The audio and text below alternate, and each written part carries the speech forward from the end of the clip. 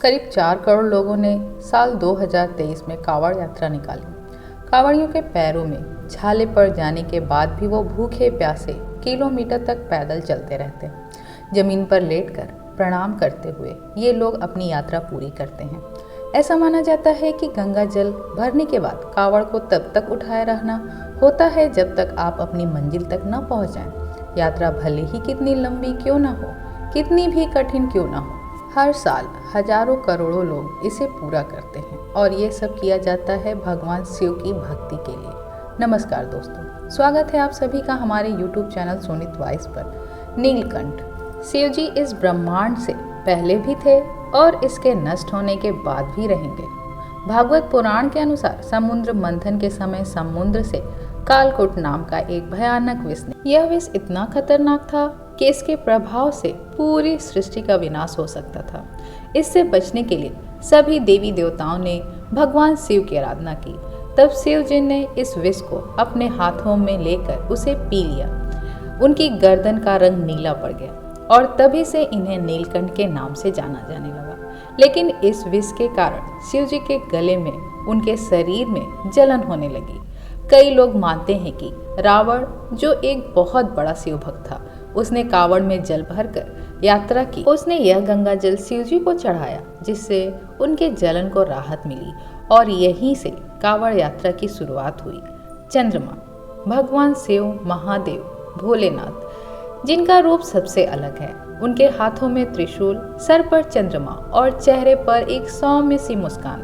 लेकिन क्या आप जानते हैं कि शिव जी ने हमेशा से चंद्रमा को अपने सर पर धारण नहीं किया था।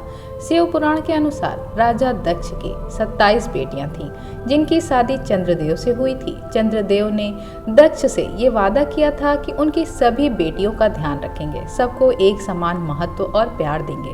लेकिन विवाह होने के बाद चंद्रदेव का ध्यान सबसे ज्यादा उनकी एक पत्नी रोहिणी पर रहता था। इसके कारण उनकी बाकी पत्नियां दुखी रहने लगीं। वो अपने पिता दक्ष के पास इस बात की शिकायत लेकर पहुंची तो दक्ष ने क्रोध में आकर चंद्रदेव को श्राप दे दिया। उन्होंने चंद्रदेव से कहा कि उन्हें एक भयंकर बीमारी हो जाएगी, वो 15 दिनों में धीरे धीरे गायब हो जाएंगे। चंद्रदेव घबरा गए। वे श्राप से बचने के लिए ब्रह्मा जी के पास पहुंचे तो ब्रह्मा जी ने उन्हें भगवान शिव की आराधना करने को कहा। तब चंद्रदेव ने मिट्टी का एक शिवलिंग बनाया और महामृत्युंजय मंत्र का जाप कर शिव जी का ध्यान करने लगे। चंद्रदेव के कई बार पाठ करने के बाद आखिरकार शिव जी ने उन्हें अपने दर्शन दिए। उन्हें वरदान दिया कि 15 दिन में पूरी तरह गायब होने के बाद चंद्रदेव अगले 15 दिनों में फिर से पूरे हो जाएंगे। इसलिए माना जाता है कि हर 15 दिन में चंद्रमा घटने लगते हैं और अमावस्या के दिन गायब हो जाते हैं, लेकिन शिव जी की कृपा से वो वापस पूरा होने लगते हैं। इसी तरह शिव जी का चंद्रमा को अपने माथे पर धारण करना इस बात का प्रतीक है कि चंद्रदेव पर शिव जी का आशीर्वाद है।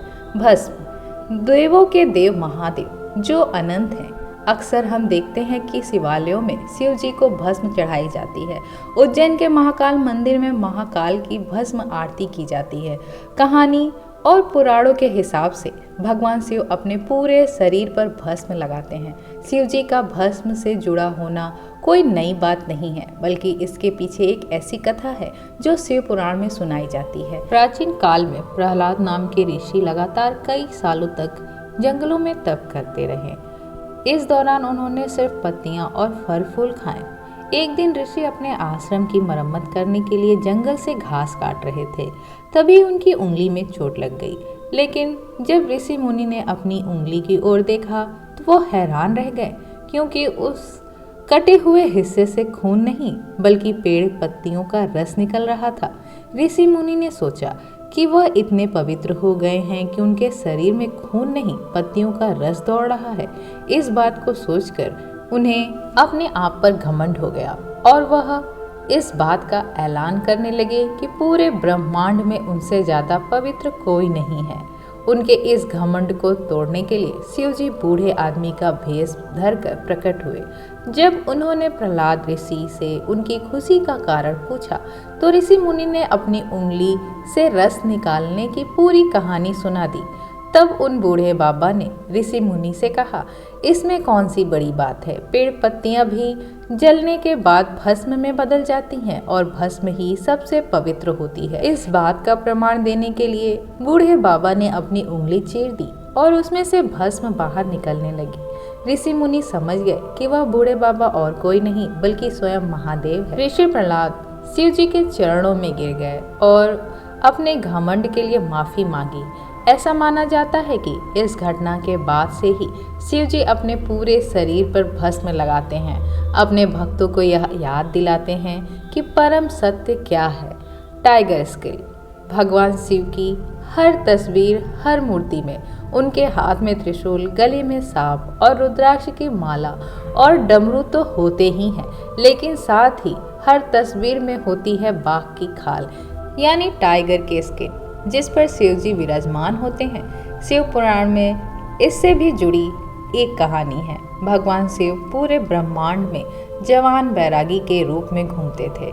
ना कोई घर, ना कोई वस्त्र। एक बार इसी तरह वह जंगल से गुजर रहे थे। उस जंगल में कई बड़े ऋषि मुनियों के आश्रम थे जो वहां अपनी पत्नियों के साथ रहते थे।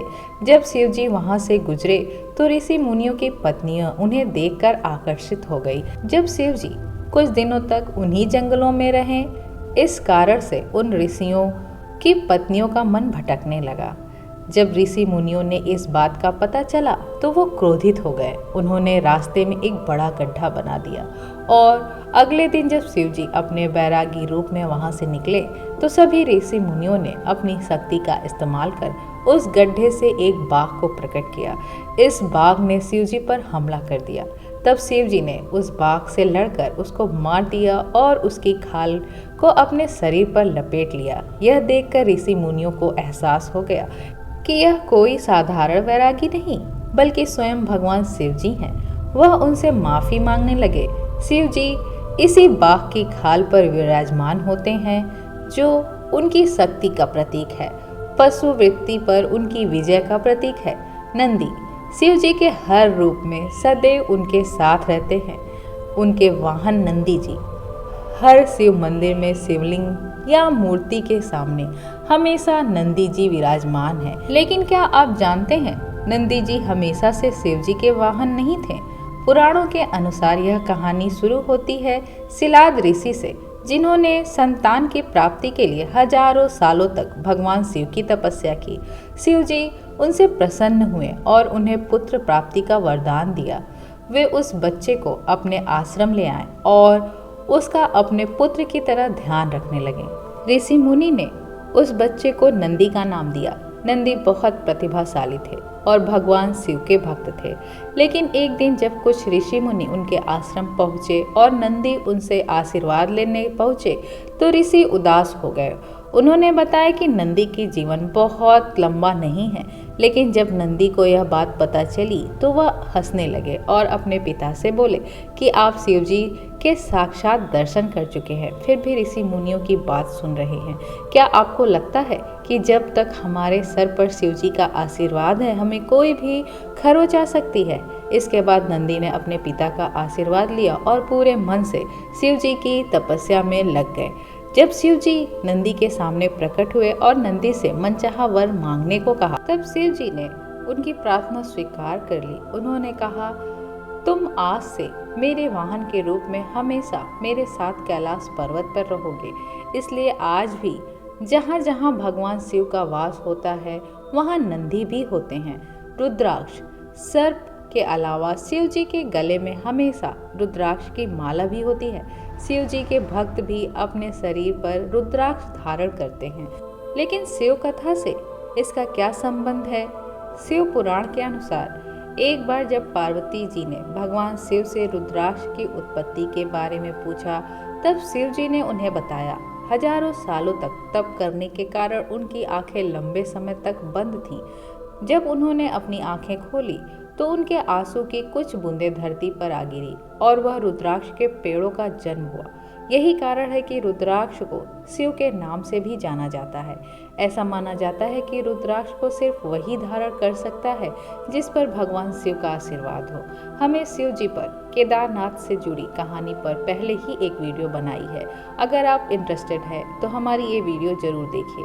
शिव जी से जुड़े और कौन से टॉपिक पर आप वीडियो देखना चाहते हैं हमें कमेंट करके ज़रूर बताइए। इस वीडियो को लाइक और शेयर कीजिए और ऐसी ही अनसुनी, अनकही और अनदेखी कहानियों के लिए सोनित वॉइस को सब्सक्राइब कीजिए और बेल आइकन को जरूर क्लिक कीजिए।